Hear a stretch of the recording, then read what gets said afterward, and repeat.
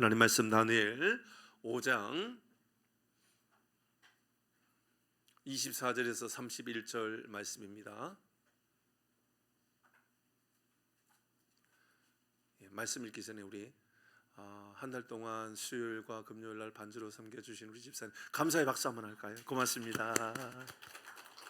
앞으로도 계속 섬길 수 있는 기회를 하나님께서 주셨습니다. 여러분 선포하고 살아가는 거예요. 제 마음대로 이렇게. 고맙습니다, 집사님. 그냥 항상 감사한 마음이 듭니다. 큰 힘이 되었습니다, 집사님. 말씀 함께 나눕니다. 다니엘 5장 24절에서 31절 마지막 절 말씀입니다.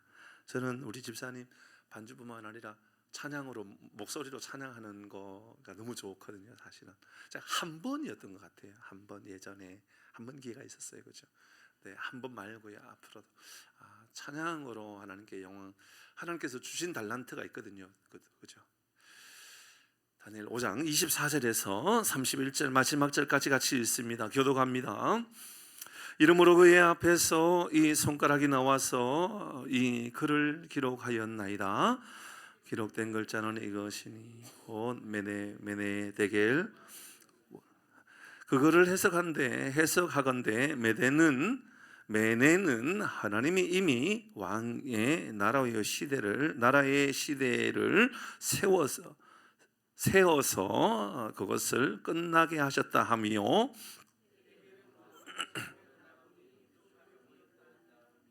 베르스는 왕의 나라가 나뉘어서 메대와 바사 사람에게 준바되었다 함이니이다 하니, 이에 벨사살이 명하여 그들이 다니엘에게 자수의 옷을 입히고 하며 금사슬을 그의 목에 걸어주고 그를 위하여 조세를 내려 나라의 셋째 통치자로 삼은 같이 그날 밤에 갈대아 왕 벨사살의 죽음을 당하였고 같이 합니다.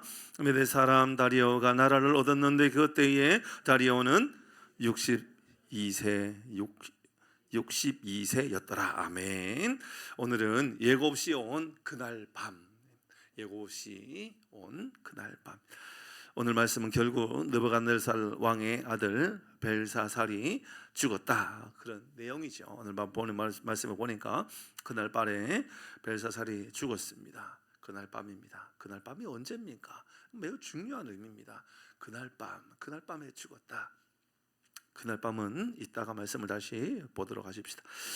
그 하나님의 주권을 인정하지 않았던 벨사살, 그는 다니엘을 모르는 사람인 것처럼 했습니다. 무지이죠. 모를 리가 없습니다. 근데 그가 누구냐? 네가 다니엘이냐? 네가 그 신들의 영으로 충만하다고 하는 다니엘, 네가 바로 그 다니엘이냐? 왜 그 모르는 척 했을까? 저도 잘 모릅니다. 어쨌든 그는 다니엘을 모르는 척 했습니다. 그의 아버지는 다니엘을 그 당시의 바벨론의 최고의 통치자 밑에 둘 정도로 최고의 사람이었습니다. 어떤 의미로 볼 때는 다니엘은 벨사살에게 있어서 좀 꼴보기 싫은 인간일 수도 있습니다. 이 나라의, 이 바벨론의 위대한 선지자, 이 바벨론이라고 하는 나라의 위대한 지도자들이 있지 않겠습니까? 그죠?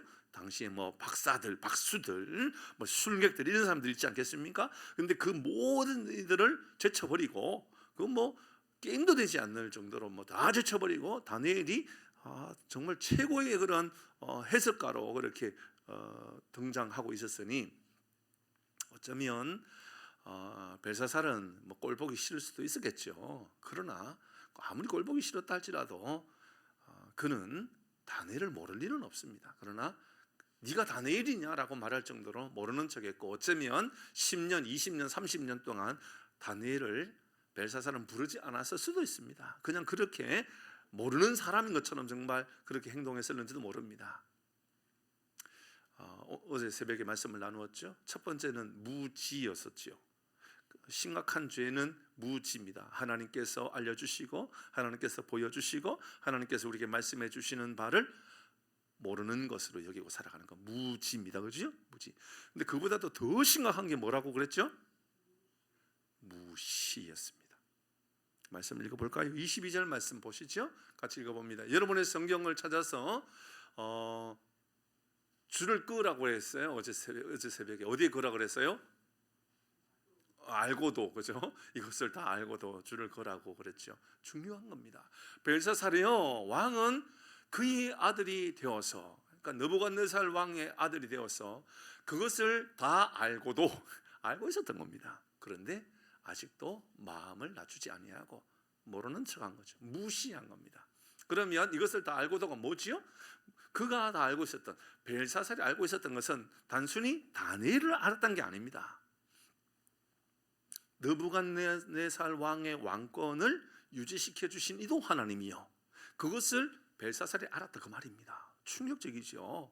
그러니까 하나님께서 벨사살 이전에 느부갓네살을 축복해 주셔서 그를 제국의 왕으로 만들어 주신 것도 벨사살이 알고 있었다. 그런데 무시했다, 그 말입니다.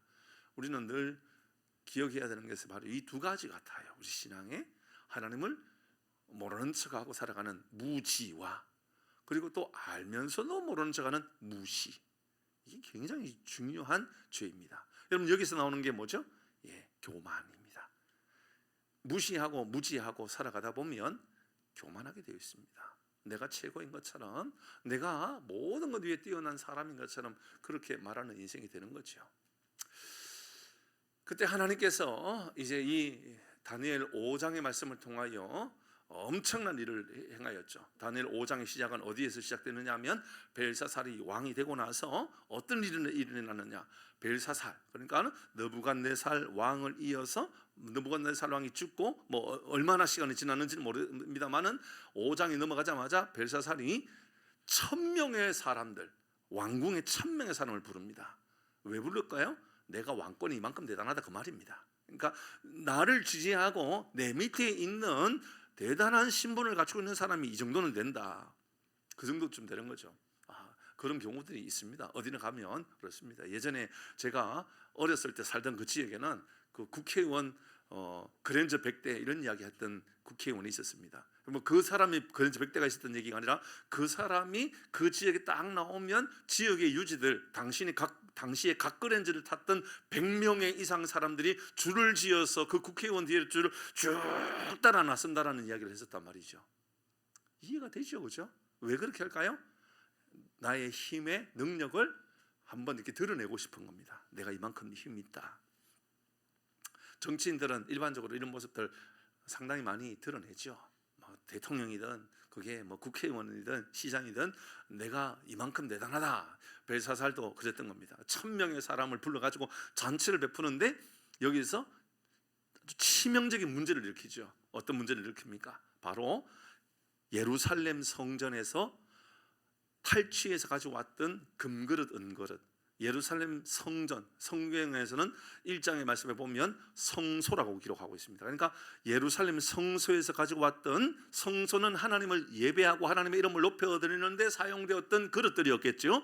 금그릇, 은그릇을 그들이, 벨사살이 그것을 창고에 있는 것, 느부갓네살 왕은 그냥 창고에 두지 않았어요. 보물 창고에다 두었다 그랬어요. 귀하게 여겼던 겁니다. 함부로 대하지 않는다. 그러니까 하나님의 주권과 하나님의 권세 앞에 내가 함부로 대하지 않겠다, 그런 마음이거든요. 교회에도 그런 마음을 가지고 있는 사람이 있거든요. 예배당뿐만 아닙니다. 교회에 있는 모든 물건조차도 귀하게 여기는 사람들이 있거든요. 참 귀하죠. 이런 사람들 보면 참 귀하다. 헌금할 때도 참 주머니에서 다 구겨져 있는 5만 원짜리 10만 원짜리 수표보다도 제가 볼 때는 정말 정성을 다해서 준비한 그 헌금 하나님께 드리는 거 얼마나 가치 있습니까? 여러분 신방하면서 제가 했던 이야기인지 전에 한번 말씀드렸던 것 같은데요. 제가 부산 사역할 때 부산에 자주 가는 집이 아니지만 종종 다녔던 교회 주변에 있는 식당이 있었어요. 근데 그 식당에 가면요, 그 부산에 있는 어느 교회 권사님이 운영하는데요, 손님들이 얼마나 많은지 모릅니다. 그런데 저는 그 집에 얼마나 맛있는가에 대해서는 사실 잘 모르겠어요. 그냥 식당이에요, 그냥. 근데 얼마나 손님이 많은지 모르는데 중요한 거 두 가지 합니다. 뭐 하느냐 하면, 첫 번째는 택시 기사들을 위해서 500원짜리 100원짜리 동전을 엄청나게 많이 환전해 가지고 이게 준비해 가지고 있습니다. 그래서 택시 기사들이 바꿔달라는 대로 다 바꿔줍니다. 언제나. 근데 그것뿐만 아니고 또 하나 중요한 것은 일반 손님들이 예를 들어서 뭐 밥을 먹어요. 5만 원을 냈어요. 그러면 이제 2만 원을치를 먹었어요. 그러면 3만 원을 그 사람을 받잖아요, 그죠? 3만 원을 받는데 번호표가 이어져 있는 새 돈을 줍니다. 이해가 돼요? 은행에서 신권 중에 번호가 이어지는 신권을 준비해 가지고 항상 그 사람들은 1,000원짜리든 5,000원짜리든 10,000원짜리든 그런 돈을 줍니다. 그리고 돈을 받으면서 이렇게 말합니다. 좋은데 잘 쓰겠습니다. 이렇게 인사를 합니다. 정말 좋은데 잘 쓰겠습니다. 괜히 기분이 좋습니다. 대접받는 기분이 듭니다. 얼마나 참 이분은 손님을 귀하게 여기는가 이런 생각이 들거든요. 그런데 아버지 느부갓네살은 그 예루살렘 성전에 있는 성소의 금그릇 은그릇을 빼앗아는 왔지만 보물창고에 두었단 말입니다. 그런데 벨사살은 1절부터 시작할 때 그 그릇을 1,000명이 있는 자리에서 그 그릇 가지고 와라. 그리고 술잔으로 사용합니다. 술을 따라 마십니다. 벨사살이 내가 말이야 저 우리의 포로국인 저 예루살렘보다는 우리가 뛰어나지 않겠냐. 우리는 저들을 점령하고 지배하고 있는 나라야. 이런 마음을 가졌겠죠. 그러니까는 술을 주거니 받거니 하면서 따르는 술잔으로 예루살렘 성전에서 가져왔던 그릇을 사용합니다. 그리고 사용하는 것을 끝나지 않고 금, 은, 동, 나무, 돌로 만드는 각종 우상을 경배합니다. 그 자리에서. 그러니까는 우리의 경배의 대상은 저 예루살렘 성전에 있는 것이 아니라 이 잣다한 신이지만 이 신이 진짜 우리 신이다라는 마음을 가지고 제사를 지내고 있었던 거죠. 그때 갑자기 사람의 손의 모습이 나타나더니 석회벽, 벽에 뭔가 글씨를 썼던 겁니다. 하나님께서 글씨를 썼던 거예요. 그게 오늘 본문에 나오는 이 글씨였던 겁니다. 메네메네데겔 우바르신이라고 하는 메네메네데겔 우바르신. 이 글씨를 쓴 거예요. 아무도 이해를 못한 거죠. 아마도 히브리어로 쓰여져 있겠죠. 히브리어였는지 잘 모릅니다. 왜냐하면 히브리어였다 그러면 당시에 이 바벨론의 신하들이 모를 리는 없었을 것 같거든요. 분명히 아는 신하들도 있었을 겁니다. 그러니까 이게 어느 글씨로 되어 있는지 저도 잘 모르겠습니다. 어쨌든 중요한 것은 이 글씨가 쓰여졌던 겁니다. 이 글씨를 다니엘만 읽었고 다니엘만 해석했던 겁니다. 그것을 해석해 주면서 이제 다니엘이 말해주는 겁니다. 메네메네데겔 우바르신, 왕이여 당신을 하나님께서 계산하고 있습니다. 뭘 계산하고 있느냐? 대개 당신의 무게를 재고 있습니다. 그리고 우바르신, 당신은 이제 쫓겨나게 될 겁니다. 이 말을 한 겁니다. 그 말이 끝나자마자 벨사살은 죽었고, 그리고 오늘 본문의 말씀입니다. 죽었고 31절에 바로 메대와 바사 사람, 바로 이어져 메대와 바사는 페르시아, 바로 지금의 이란의 나라가 점령해 와가지고 이제 바벨론은 망하고 이제 페르시아 시대가 되었다. 그 이야기가 오늘 본문의 말씀이죠. 우리에게 주는 교훈은 뭡니까? 26, 27 같이 읽겠습니다. 26, 27절 같이 읽습니다. 시작. 그거를 해석하건대 메네는 하나님이 이미 왕의 나라의 시대를 세워서 그것을 끝나게 하셨다 하며 하나님께서 이미 끝나게 하셨다. 이미 하나님께서 끝나게 하셨다. 27절입니다. 시작. 대겔은 하나님께서 당신을 저울에 달았습니다. 그런데 부족해 보입니다. 하나님께서 이렇게 말씀하셨습니다. 다니엘을 통하여 말씀하신 것이죠. 우리 모든 인생은 마지막이 있다라는 거, 우리 인생은 언젠가는 마지막 시간이 우리에게 존재한다는 것을 늘 기억해야 됩니다. 성경은 수많은 곳에서 마지막 우리에게 있는 시간에 대해서 이야기합니다. 메네라고 하는 이 말은 하나님께서 헤아리신다, 하나님께서 계산하신다, 하나님께서 결국 그 마지막에 시간들 하나님께서 당신에게 말씀해 주고 있다는 것을 이야기합니다. 인생은 영원한 것이 아닙니다. 벨사살은 그의 인생의 기한이 여기까지인지 상상도 못했을 겁니다. 저는 우리에게도 하나님께서 반드시 계산하는 시간이 있다, 저는 그렇게 생각합니다. 그게 태어날 때는 순서가 있지만 갈 때는 순서가 없다는 말과 똑같다라는 거죠. 작년에 1월, 2월 보내면서 저에게 그런 마음이 시간이 저에게 들었습니다. 예전에 이런 시간을 경험했던 일이 있었지만 그건 건강의 문제가 아니고 운전하면서 있었던 시간이었고, 지난번에 이제 있던 거죠.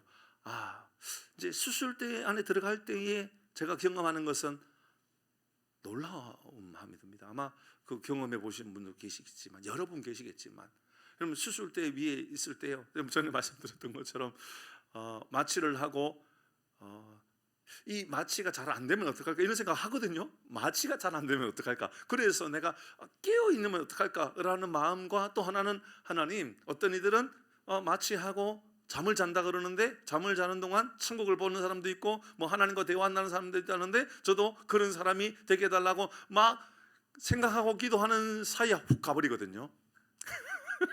생각 정리도 안 됐는데 훅 가요. 그냥 훅 가요. 근데 못 깨어날 수도 있겠다라고 하는 위기는 느껴집니다.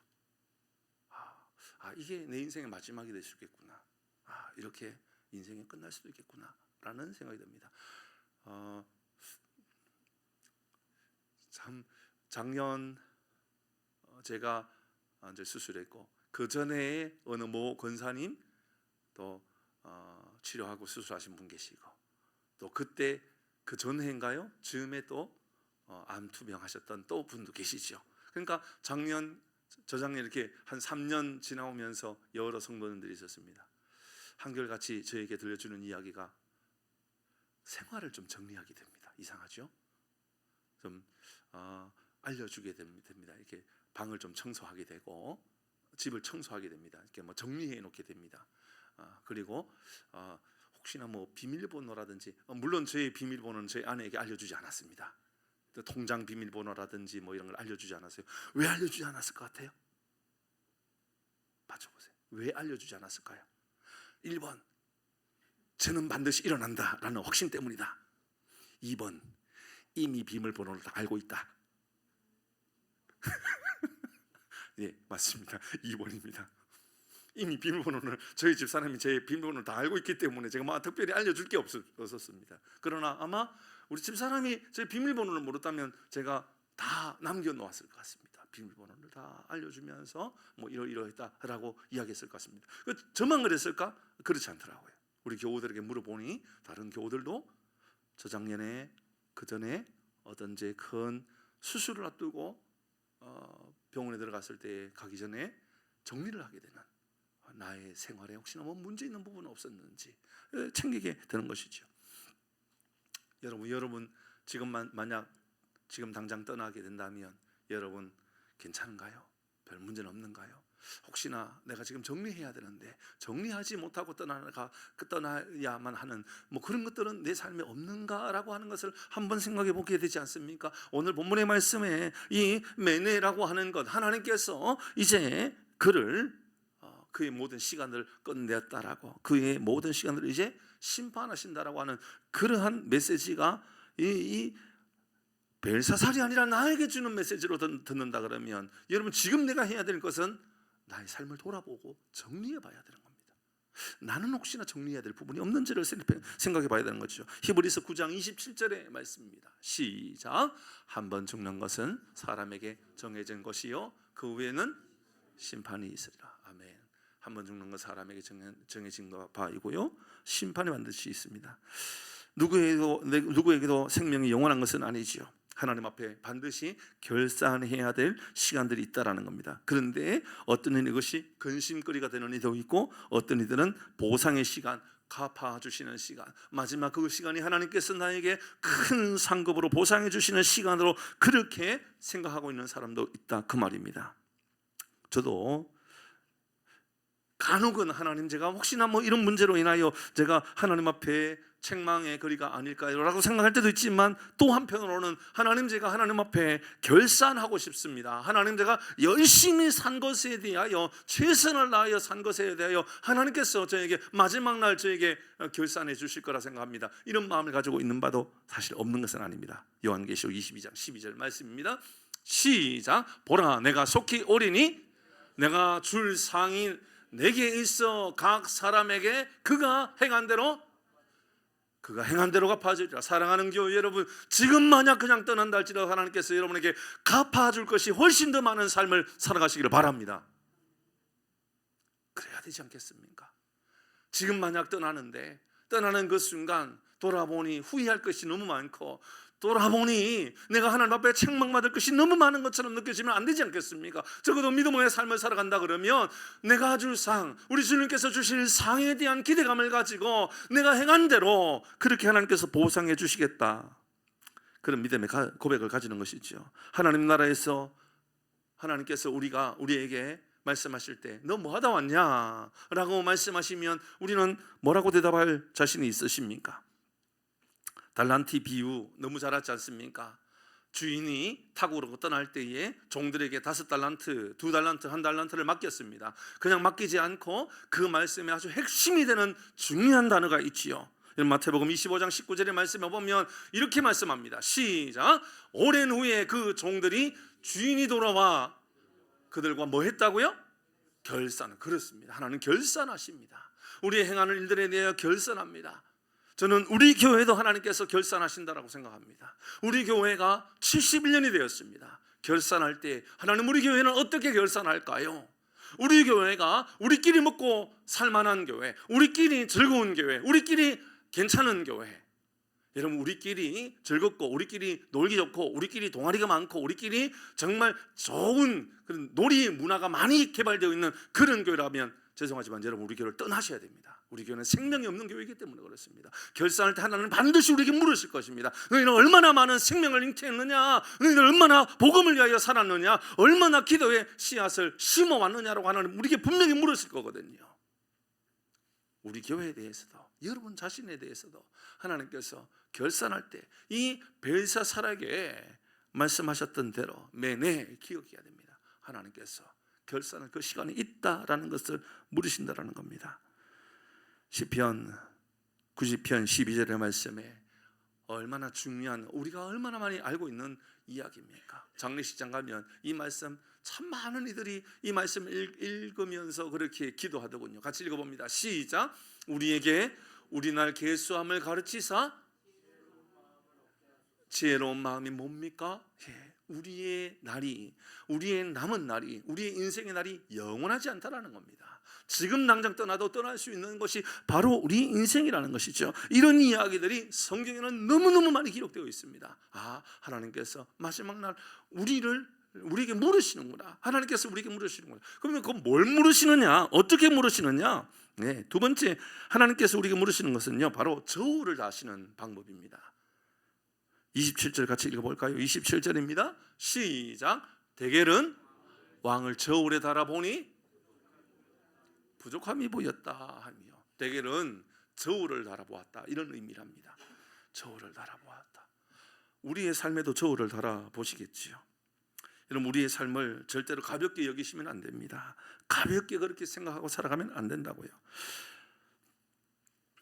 저는 농담하는 것을 참 좋아하고 사람들과 또 이렇게 농담 섞여서 그렇게 이야기하는 것을 좋아합니다. 그러나 항상 그렇지 않습니다. 공적인 자리라든지 또 다른 아주 중요한 자리라든지 이럴 때는 꼭 제 마음 안에 지켜야 될 예의라든지 지켜야 될 마음, 그런 거 항상 가지고 있습니다. 때로는요 저보다도 훨씬 나이가 젊거나 어려도요 제가 함부로 말하지 않습니다. 제가 정윤쌤한테 말 놓던가요? 안 놓지요. 은지쌤한테 말 놓던가요? 안 놓습니다. 그러면 안 된다라고 저는 제 스스로 판단합니다. 제가 아마 앞으로도 아주 더 친해져도요 제가 말 놓지 않을 겁니다. 왜냐하면 언젠가 하나님께서 저에게 내 입에 대한, 제 말에 대한 무게도 하나님께서 재어보실 것 같다라는 생각이 있기 때문에 그렇습니다. 말의 무게도 재어볼 겁니다. 이건 매우 중요하다라고 저는 생각합니다. 여러분의 인생의 무게는 여러분 어느 정도 됩니까? 하나님의 판단의 기준은 오늘 성경은 달아보는 것으로, 그래서 부족하냐 부족하지 않느냐라는 것으로 하나님께서 우리에게 묻는다라고 이야기합니다. 기도하는 여인 사무엘이 태어나게 되었던 그 사무엘의 어머니였던 한나도 이렇게 하나님께 기도했습니다. 사무엘상 2장 3절의 말씀에 보면 심히 교만한 말을 다시 하지 말 것이며 오만한 말을 너희 입에서 내지 말지어다. 여호와는 지식의 하나님이시라. 행동을 달아 달아보시느니라. 뭘 달아본다고요? 기억하셔야 됩니다. 하나님은 행동을 달아보십니다. 저는요, 맞다 안 맞다는 우리 집 사람한테 물어보면 됩니다. 저는 체중계를 하루에 한 10번은 올라가는 것 같습니다. 맞죠? 저희 아내에게 물어보면 확신해요. 저 거짓말할 이유도 없어요. 체중계를 한 하루에 10번은 올라갑니다. 왜 올라갈 거니까? 예, 체중계. 여러분들이 제일 잘 보이는 곳에 체중계를 두고요, 매일 그렇게 이름 체크해 보시면 유익함이 있을 거라 저는 생각합니다. 어느 날 갑자기 급격히 제가 몸무게가 빠졌다 그러면 적신호라고 제가 여기기 때문에 그렇습니다. 아, 제발 했겠구나. 아, 이게 혹시나 전이가 된 게 아닐까라고 하는 위험 신호로 제가 받아들인단 말입니다. 그래서 제가 3개월에 한 번 병원에 가는 것 말고요, 3개월 끝났는데 중간에 이상하게 내 몸이 좋지 않아서 갑자기 몸무게가 쭉쭉쭉쭉 빠진다 그러면 이건 바로 그 길로 빨리 병원을 가야 됩니다. 맞죠, 장로님? 그런 일은 아직까지 없었습니다. 앞으로도 없기를 바라고요. 그런데요, 제가 체중이 올라가는 것은 제 몸무게가 얼마만큼 올라가느냐 내려가느냐 때문에 그런 게 아닙니다. 유심히 살펴보는 것은 어떤 변화가 있는가 때문에 그렇습니다. 이 몸무게가 혹시나 예를 들어서 간에 어떤 문제가 생겼다, 신장에 문제가 생겼다, 폐에 어떤 문제가 생겼다, 그래서 이로 인하여 몸무게에 영향을 주지 않았을까라고 하는 그런 생각 때문에 체중계에서 제 몸을 달아보는 겁니다. 그리고 체크하는 것이죠. 그런 의미로 제가 체크하는 겁니다.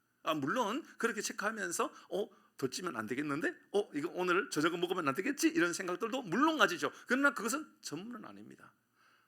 제가요, 작년 12월 이전에는 그렇게까지 체중계 많이 올라가지는 않았었거든요. 근데 지금은요, 체중계가요 정말 하루에도 10번 이상 제가 체중이 올라간단 말이에요. 수도 없이 올라간단 말이에요.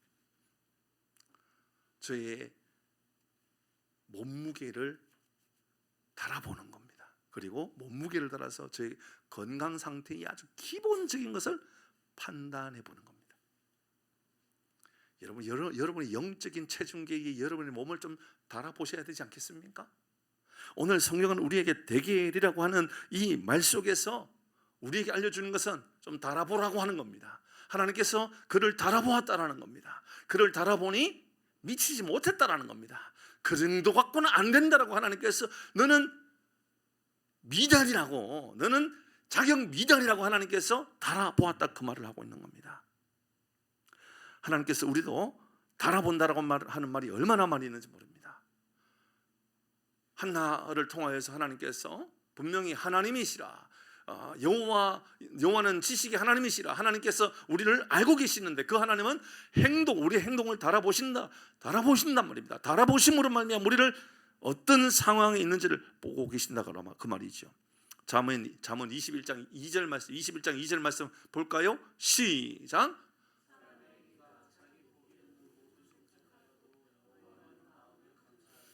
이것도 감찰한다는 건 다 달아본다는 말 아닐까요? 여러분, 사람의 행위가 자기의 보기에는 모두 정직합니다. 내가 볼 때는 문제가 없는 것처럼 보입니다. 내가 볼 때는 전혀 안타까움도 없고 부족함도 없는 것처럼 보입니다. 그러나 하나님은 마음을 감찰하십니다. 그 마음을 감찰하시는 그분이 하나님의 말씀으로 우리를 달아보면 여러분, 우리는 분명하게 드러난다는 것이지요. 자기 중심으로 판단하고 결정하지 말라라는 겁니다. 내 경험으로 나 자신을 판단하고 내 신앙을 판단하지 말라라는 겁니다. 하나님의 말씀으로 우리를 판단하고 우리의 삶의 기준은 하나님의 말씀이 되어서 우리를 판단할 수 있도록 그렇게 하라는 말씀이죠. 우리의 영혼의 체중계, 그것은 바로 말씀입니다. 말씀이 우리의 삶을 저울질한다는 것이죠. 그래서 때로는 율법이 우리를 판단한다라고 말씀하고 있지 않습니까? 여러분, 우리가 잘 알고 있는 말씀 중에요, 이 말씀이 그런 의미라는 것 혹시 생각해 보셨습니까? 히브리서 4장 12절 말씀입니다. 너무너무 잘 아는 말씀인데 이 말씀이 그런 의미일 수도 있겠구나라고 말씀을 다시 재해석해 볼 필요가 있는 겁니다. 같이 천천히 읽어봅니다. 시작. 하나님의 말씀은 살아있고 활력이 있어 좌우의 날선 어떤 것보다도 예리하여 혼과 영과 및 관절과 골수를 찔러 쪼개기까지 하며 또 마음의 생각과 뜻을 판단하나니를 저울질하나니 이렇게 해도 되겠죠, 그죠? 달아보나니 뭐가요? 말씀이란 말입니다. 하나님의 말씀이 우리의 삶의 저울이라는 겁니다. 그러니까 우리의 삶의 기준은요, 말씀이 되는 거예요. 말씀에다가 나를 계속해서 저울질해 보라, 그 말하고 있는 것이죠. 저는 아마도 평생 잊지 못할 말씀 중에 하나가 바로 이 27절의 말씀, 오늘 본문의 27절의 말씀이 또 하나가 되지 않을까, 그런 생각이 듭니다. 마음에 아주 큰 울림과 제 마음에 아주 중요한 믿음의 결단을 하게 하는 그런 말씀이었습니다. 하나님께서 벨사살에게 말씀하시는 것처럼 저에게도 똑같이 27절의 말씀을 할 수 있다라는 거죠. 같이 읽어봅니다. 시작. 대겔은 왕을 저울에 달아보니 부족함이 보였다 하며, 대겔은 달아보았다, 저울질해 보았다. 그런데 아니야, 부족해. 그러니 내가 들고 갈 거야. 하나님 이렇게 말씀하고 있는 것이죠. 제 마음에 목회의 기준이 어떻게 되어야 되고, 목회의 방향이 어떻게 되어야 되고, 목회의 결단이 어떤 결단을 가져야 되는지를 저에게 알려주는 겁니다. 하나님께서 저를 달아보신다면 저는 어떻게 하나님께 말씀 드릴 수 있을까라는 것이죠. 그런데 달아보니 부족함이 보였다. 달아보면요, 다 드러납니다. 그게 문제입니다. 달아보면요, 다 드러납니다. 세상의 저울은요, 고장난 저울이 있습니다. 그래서요, 말도 안 되는 이상한 저울도 있습니다. 막 이 저울의 줄을 막 이상하게 장난치기도 합니다. 세상은 그렇죠. 하나님의 말씀이 그럽니까? 아니요, 하나님의 말씀은 절대로 그렇지 않습니다. 하나님의 말씀은 살아있습니다. 하나님의 말씀은 분명합니다. 그래서 하나님의 말씀이라고 하는 그 말씀의 저울에 우리를 달아놓으면요, 우리는 분명하게 다 드러납니다. 이 말씀 그대로, 여러분, 우바르신이라고 하는 것도 그대로 이어서 우리에게 알려주는 메시지예요. 우바르신은 나누었다, 분열했다, 그것으로 인하여 하나님께서 판단했다, 심판했다, 그 말입니다. 쪼개었다, 그 말이죠. 하나님은, 여러분, 우바르신, 그래서 하나님께서 대겔로 인하여 우바르신했다, 그 말입니다. 대겔로 우바르신했다, 대겔로 달아보아서 우바르신, 판단했다, 쪼개었다, 나누었다, 그 말이 되는 것이죠. 결국 하나님께서 판단하셨습니다. 모든 권세를, 모든 그가 가지고 있는 권력을 바로 이 페르시아에 다 넘겨버리셨습니다. 저는 이 말씀을 그대로 우리 교회에도 적용해보고, 우리 삶에도 적용해보고, 저는 우리 민족에게도 적용해보았습니다. 뭐 다 나누면 시간 너무 길 터이니 그렇게까지 다 하지는 못하고 그냥 나라만 생각해 보십시다. 한 120여 년 전에 한국 땅에 복음의 역사가 일어나서 엄청난 부흥의 역사가 일어났지요. 거리마다 교회로 인하여서 엄청난 예배의 부흥의 역사들이 나타났습니다. 한국의 역사는 교회의 부흥의 역사로 새로운 전환기를 맞이했다는 것을 다 이해합니다. 인정하잖아요. 다 그렇게 인정하죠. 한국 교회의 부흥의 역사가 한국 교회의 경제 개발의 역사와 똑같이 간다, 이렇게 다 말을 합니다. 전 다 인정합니다. 그런데요, 기억하셔야 돼요. 하나님께서 저울을 달아보셨는데 한국 교회가 기도하지 않아요. 한국 교회가 전도하지 않아요. 한국 교회가 복음을 전하지 않아요. 한국 교회가 때로는 저 정치의 시여 역할을 해요. 그러면요, 하나님께서 달아보시면서 우바르신 한단 말입니다. 쪼개버리고요, 다 하나님께서 넘겨버려요. 어디로요? 페르시아에. 이웃나라, 다른 나라에 다 넘겨버린다고요. 그대로 적용하면요, 하나님께서 우리나라를 지금까지는, 한국을요, 미국 다음으로 한국이요, 선교사 제일 많이 파송하는 나라예요. 지금까지 그래요. 한국은요, 전 세계에서 유사히 이럴 일이 없을 만큼 선교사가 많은 나라가 한국이에요. 전 세계에 한국의 선교사들이 안 들어가 있는 나라가 없을 정도로 많이 가 있죠. 부흥의 역사들은 이로 헤아릴 수 없을 정도죠. 여러분, 우리가 알고 있는 나라 중에 한국의 선교사들이 들어가 있지 않는 나라가 어디 있을까요? 북한요? 아니요. 북한에도요, 얼마나 많은 선교사들이 들어가 있는지 몰라요. 한국에서 직접 못 들어가니까, 한국 신분으로 못 들어가니까 미국 시민권, 영국 시민권을, 다른 나라의 시민권을 가지고 들어가는 거예요. 시민권을 바꾸면 들어갈 수 있거든요. 그래서 복음을 전합니다. 제가 아는 사람, 그런 사람이 있어요, 실제로. 굉장히 조심스러워요, 그럴 때마다. 야, 참, 저분은, 어떤 분은요, 제가 부산에서 사역할 때 고등학교 국어 선생님이었어요. 그런데요, 다 내려놓고 북한에 들어가서 북한 선교하고 있는 분이 있었어요. 북한에 어떻게 들어가요? 북한에 직접 못 들어가니까 중국에서 생활하면서 본인은 또 다른 나라에 이 신분을, 자기의 국적을 바꾸는 거예요. 국적을, 다른 나라의 국적을. 그리고 북한 선교하더라고요. 대단하다. 그렇게 지금까지 우리는 살아왔단 말입니다. 그런데요, 기억하셔야 돼요. 우바르신, 하나님께서 대기를 해보시는데 우바르신 된다, 그럼 쪼갠단 말입니다. 그것은 이제 선교의 역사를 한국에서 다른 나라로 옮긴다, 그 말입니다. 얼마나 위기의 말씀입니까?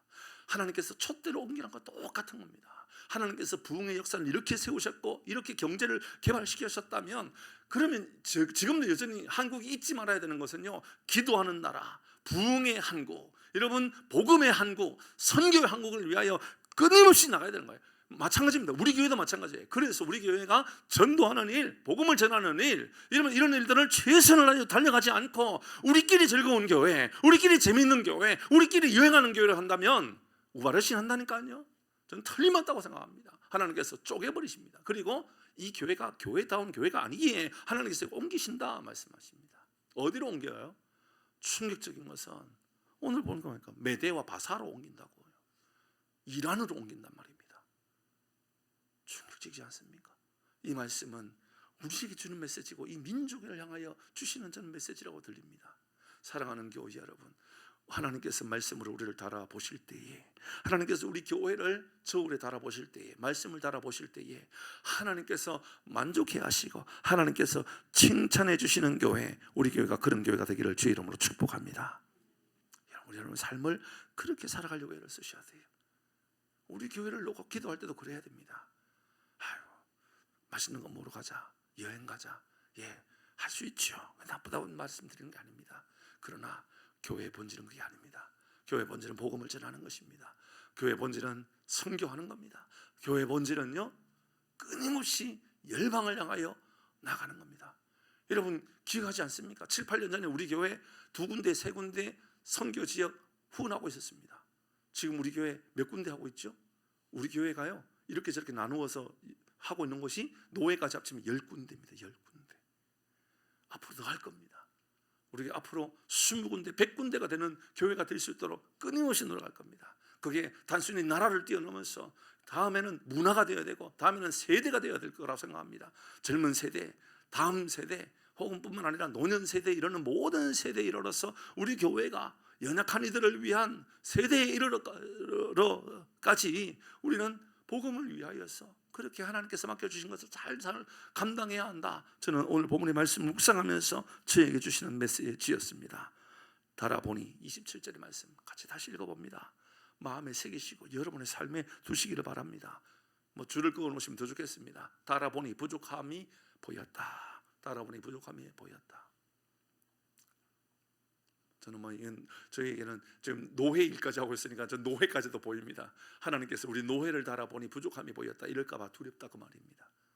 우리 노회는 참 건강한 노예입니다. 우리나라에서 가장 건강한 노예 중에 하나, 저는 그렇게 보여집니다. 다 그렇게 칭찬해주고 있습니다. 노예 이야기까지 할 필요는 없고요, 우리 교회 이야기하면 되고 한국 교회 이야기하면 됩니다. 하나님, 우리 교회가 달아보면 부족할까요? 부족하지 않을까요? 여러분 어떻습니까? 여러분 좀 달아보면 괜찮으십니까? 마지막 한 가지만 더 보고 말씀을 마치도록 하십시다. 30절 말씀입니다. 30절 같이 합니다. 시작.